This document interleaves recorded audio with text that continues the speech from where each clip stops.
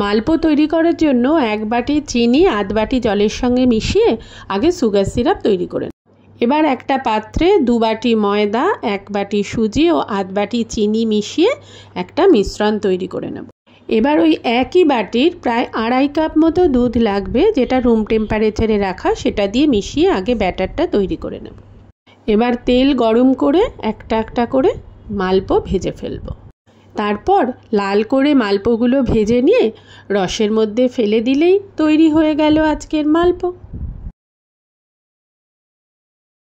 এবার পায়েস তৈরি করার জন্য কড়াইয়ের মধ্যে দিয়ে দিলাম 1 চামচ ঘি ও ছোট এলাচ।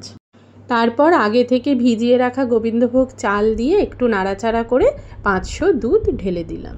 এরপর চালটা সেদ্ধ হয়ে দুধ ঘন হয়ে এলে 2 চামচ জাগেরি পাউডার দিয়ে ভালো করে নেড়ে নিলেই তৈরি পায়েস।